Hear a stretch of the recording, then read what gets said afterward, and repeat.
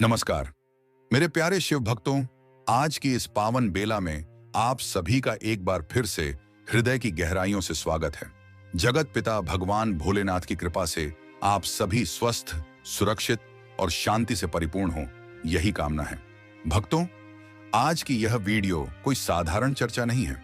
आज हम उस विषय पर बात करने जा रहे हैं जो हर सच्चे शिव भक्त के जीवन में कभी ना कभी अवश्य घटित होता है। ऐसा अनुभव जिसे शब्दों में समझाना आसान नहीं, लेकिन जिसे महसूस किए बिना शिव को समझा भी नहीं जा सकता।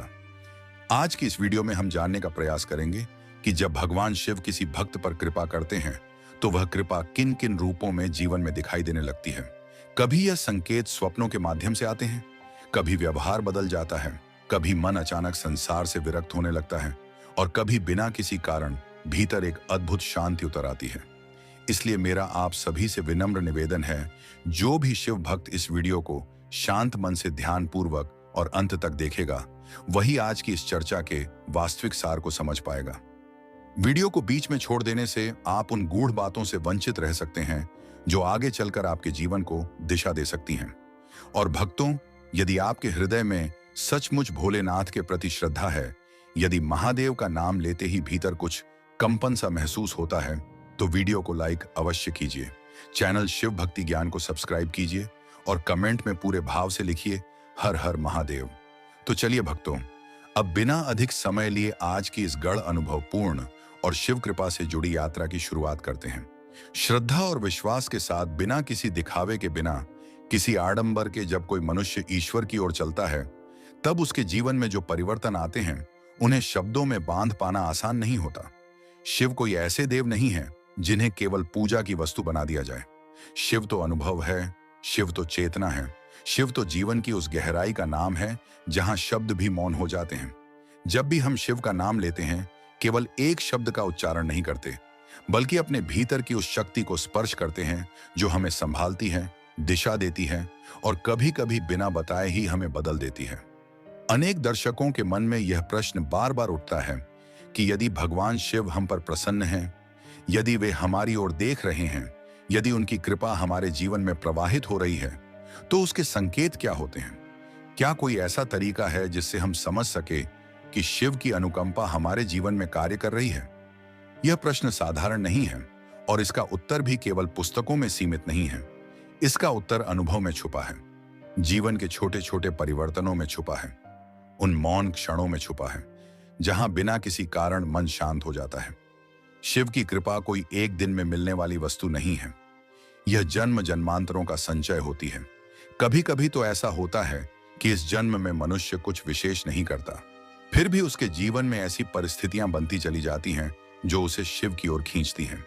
वह स्वयं नहीं जान पाता कि उसका मन क्यों बार बार शिव के नाम पर अटक जाता है, क्यों किसी और देवता की अपेक्षा महादेव का स्वरूप उसे अधिक गहराई से छूता है।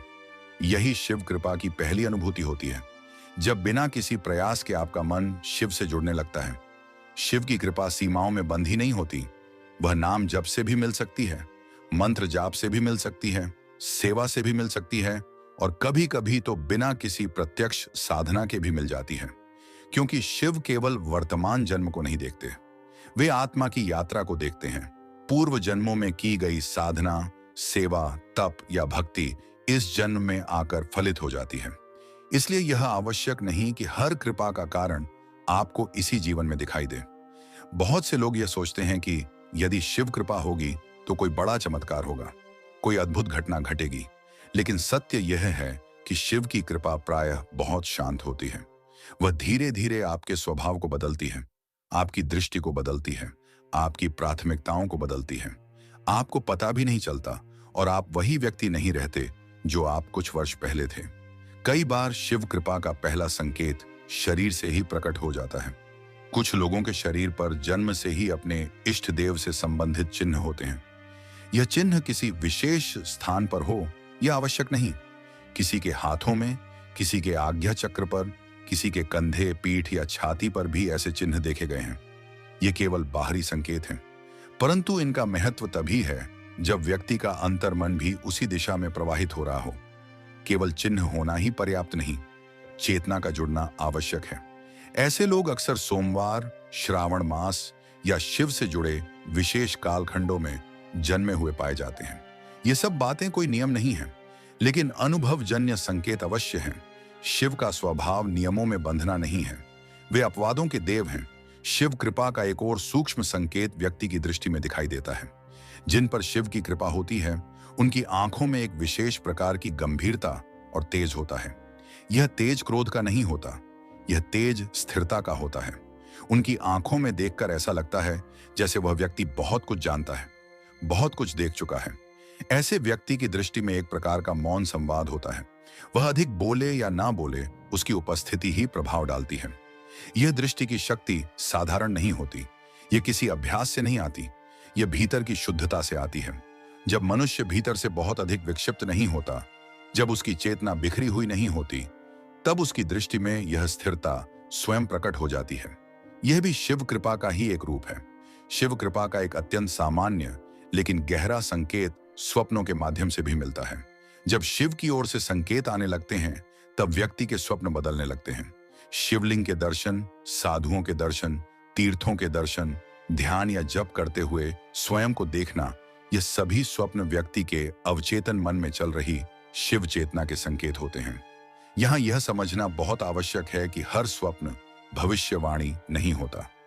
स्वप्न व्यक्ति की मानसिक अवस्था, वातावरण और चित्त वृत्तियों से भी जुड़े होते हैं। लेकिन जब स्वप्न बार बार एक ही दिशा में संकेत देने लगे, जब उनमें भय नहीं बल्कि शांति और आकर्षण हो, तब समझना चाहिए कि भीतर कुछ परिवर्तित हो रहा है। जिन पर शिव कृपा होती है, वे धीरे धीरे ध्यान की ओर आकर्षित होने लगते हैं। यह आवश्यक नहीं कि वे प्रारंभ में विधिवत ध्यान करें। कभी कभी वे केवल शांत बैठना पसंद करने लगते हैं। उन्हें भीड़ से हटकर एकांत अच्छा लगने लगता है। उनके भीतर की बेचैनी कम होने लगती है। ध्यान में बैठते ही उन्हें संघर्ष नहीं करना पड़ता। बहुत कम प्रयास में उनका मन भीतर की ओर मुड़ने लगता है। यहाँ एक बात स्पष्ट कर देना आवश्यक है कि यदि कोई ध्यान नहीं करता, तो इसका यह अर्थ नहीं कि उस पर शिव कृपा नहीं है। शिव कृपा के लक्षण सभी में समान रूप से प्रकट हों, यह आवश्यक नहीं। किसी में 2 दिखाई देंगे, किसी में 4, किसी में 6। शिव किसी सूची के अनुसार कार्य नहीं करते। जिन पर शिव की कृपा होती है, उनमें एक और परिवर्तन दिखाई देता है। वे कम बोलने लगते हैं। यह चुप्पी किसी भय से नहीं होती, यह समझ से आती है। वे जान जाते हैं कि संसार की अधिकांश बातें केवल शब्दों का शोर हैं। बहुत कम बातें ही ऐसी होती हैं जिनका वास्तविक अर्थ होता है। इसीलिए वे व्यर्थ की बातचीत से दूर रहने लगते हैं। ऐसा व्यक्ति समाज से कटता नहीं है, लेकिन समाज में घुलने मिलने की उसकी रुचि बदल जाती है। उसे दिखावा, औपचारिकता और बनावटी संबंध आकर्षित नहीं करते। उसके संबंध सरल और सच्चे हो जाते हैं। वह किसी से शत्रुता नहीं रखता, लेकिन अनावश्यक निकटता भी नहीं रखता। शिव कृपा का एक अत्यंत गहरा संकेत भीतर की शांति है। यह शांति बाहरी परिस्थितियों पर निर्भर नहीं होती। यह शांति बाजार के शोर में भी बनी रहती है, समस्याओं के बीच भी बनी रहती है। यह वही शांति है जिसे शब्दों में समझाया नहीं जा सकता, केवल अनुभव किया जा सकता है। ऐसा व्यक्ति कार्यों में धीमा प्रतीत हो सकता है, लेकिन वह आलसी नहीं होता। उसके भीतर की हड़बड़ी समाप्त हो चुकी होती है। वह हर कार्य को तन्मयता से करता है। आधुनिक संसार की दौड़ में यह स्वभाव कई बार गलत समझ लिया जाता है, लेकिन वास्तव में यही स्वाभाविक मनुष्य का स्वभाव है।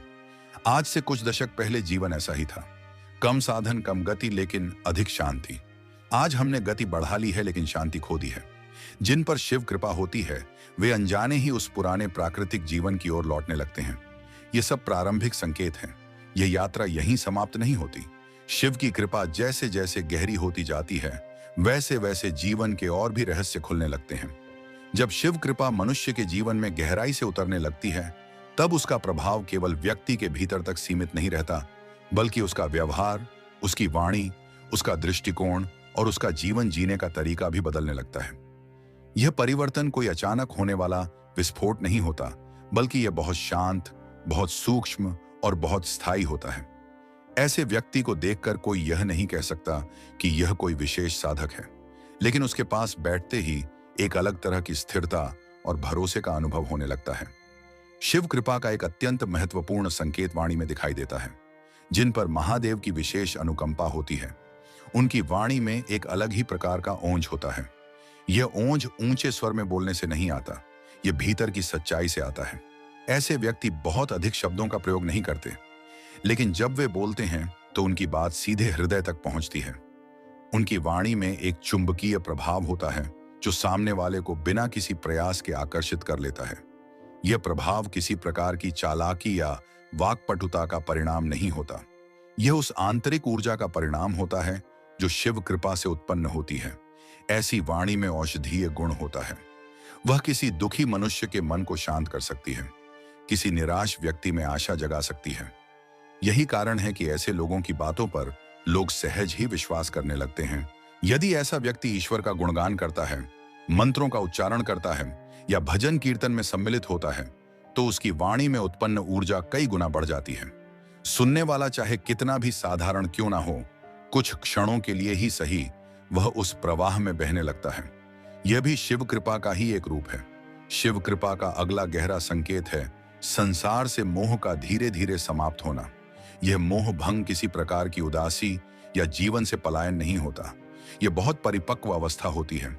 ऐसा व्यक्ति संसार में रहते हुए भी संसार का नहीं रहता। वह जान जाता है कि यह संसार क्षणभंगुर है। यहाँ कोई भी वस्तु स्थायी नहीं है। यह समझ उसे निराश नहीं करती, बल्कि मुक्त करती है। ऐसे व्यक्ति को मृत्यु का भय नहीं सताता। श्मशान घाट उसे भयभीत नहीं करता, बल्कि उसे जीवन की वास्तविकता का स्मरण कराता है।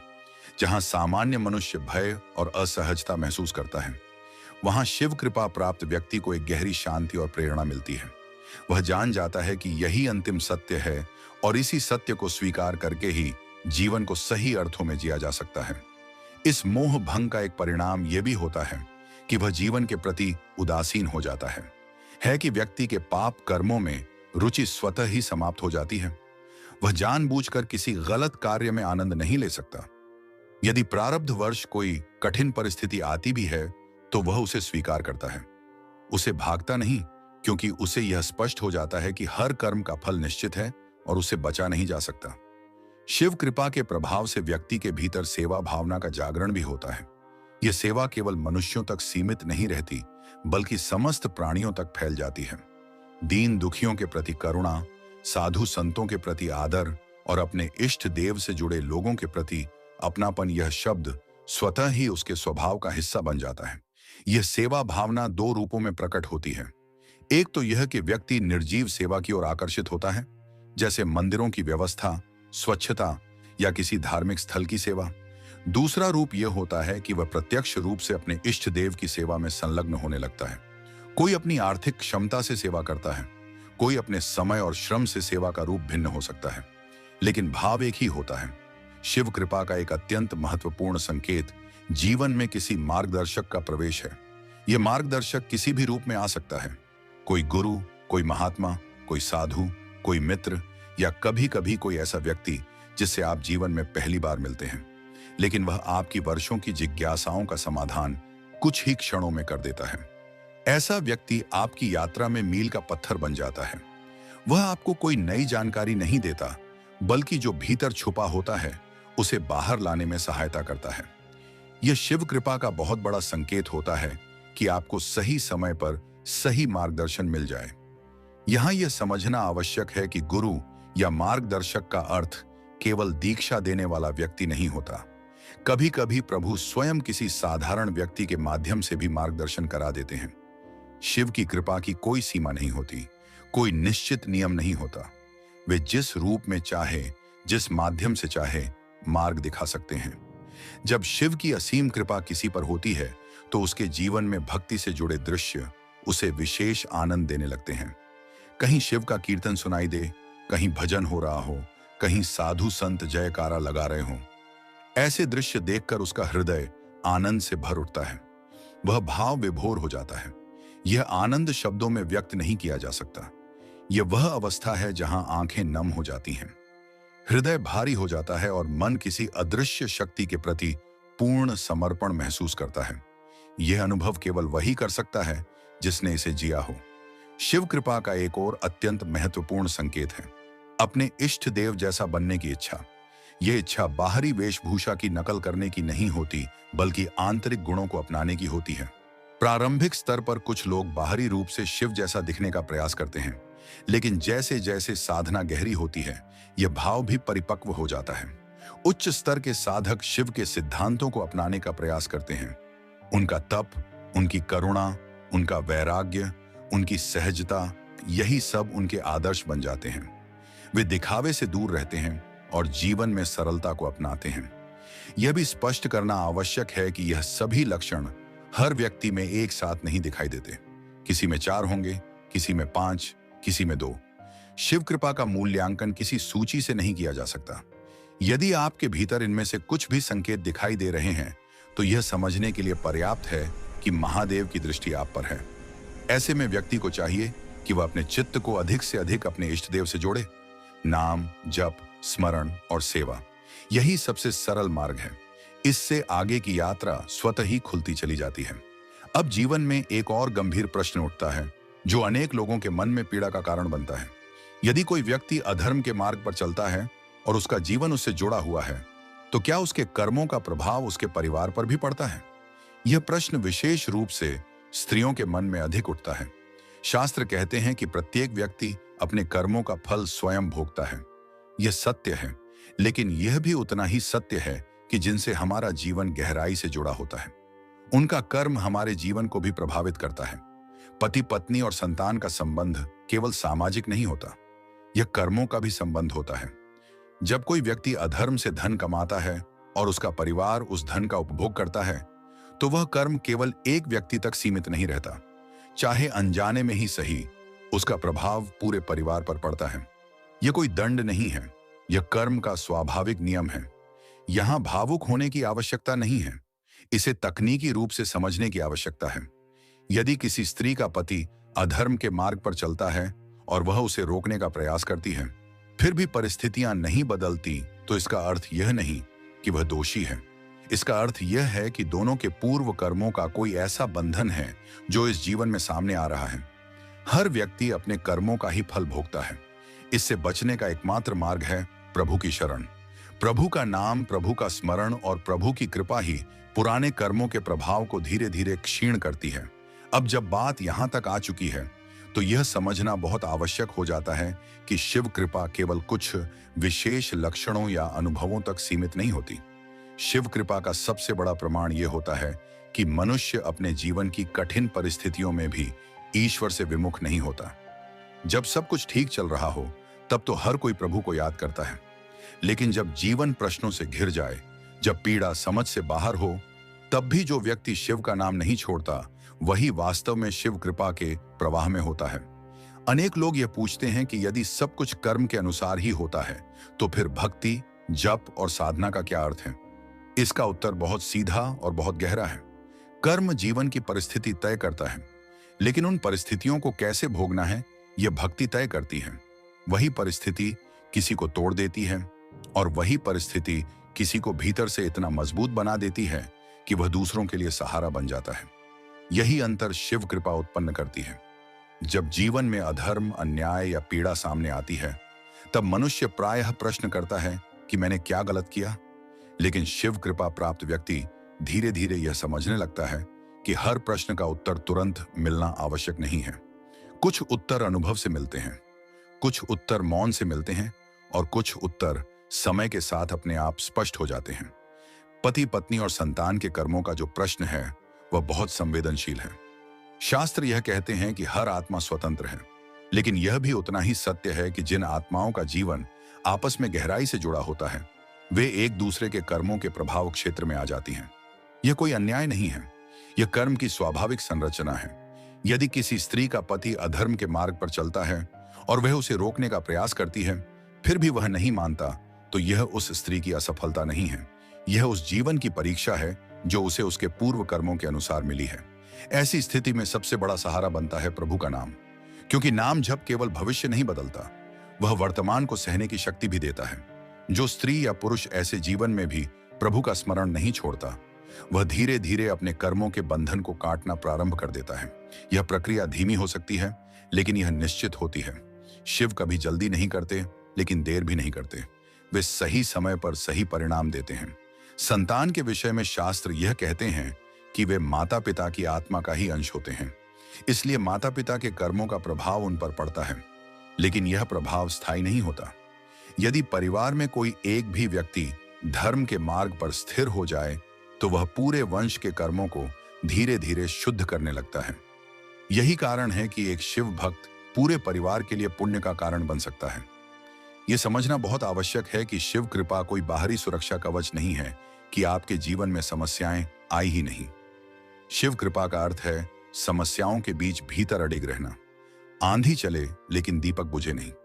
जब कोई व्यक्ति इस अवस्था में पहुंच जाता है तब उसे किसी प्रमाण की आवश्यकता नहीं रहती। वह जानता है कि महादेव उसके साथ हैं। चाहे जीवन उसे कहीं भी ले जाए, वह अकेला नहीं है। यही शिव कृपा की सबसे सुंदर अनुभूति है। अब अंत में यही कहा जा सकता है कि यदि आपके जीवन में इन बातों का थोड़ा सा भी अनुभव हो रहा है, यदि आपका मन बार बार शिव की ओर खींचता है, यदि संसार के बीच भी आपके भीतर शांति की कोई परत बन रही है, तो इसे हल्के में मत लीजिए। यह संकेत है कि महादेव आपको देख रहे हैं, आपको गढ़ रहे हैं, आपको तैयार कर रहे हैं। आपका काम केवल इतना है कि आप जुड़े रहे। नाम से, स्मरण से, सेवा से, बाकी कार्य महादेव स्वयं कर लेंगे। और अब अंत में आप सभी शिव प्रेमी दर्शकों से एक छोटा सा आग्रह है। यदि इस वीडियो ने आपके मन को छुआ हो, यदि कहीं भी आपको अपने जीवन की झलक इसमें दिखाई दी हो, तो कृपया इस वीडियो को लाइक अवश्य करें। आपका एक लायक हमारे लिए केवल एक संख्या नहीं, बल्कि हमारी साधना के लिए एक ऊर्जा है। यदि आप अभी तक हमारे चैनल शिव भक्ति ज्ञान से जुड़े नहीं हैं, तो चैनल को सब्सक्राइब अवश्य करें, ताकि शिव भक्ति ज्ञान से और आत्मचिंतन से जुड़े ऐसे ही विचार निरंतर आप तक पहुंचते रहें। और जाते जाते कमेंट में बस इतना लिख दीजिए, हर हर महादेव, या फिर अपने मन की कोई एक बात, कोई एक अनुभव जो आपको शिव से जोड़ता है। आपका लिखा हुआ हर शब्द किसी ना किसी साधक के लिए मार्गदर्शन बन सकता है। महादेव आप सभी पर अपनी कृपा बनाए रखें। हर हर महादेव।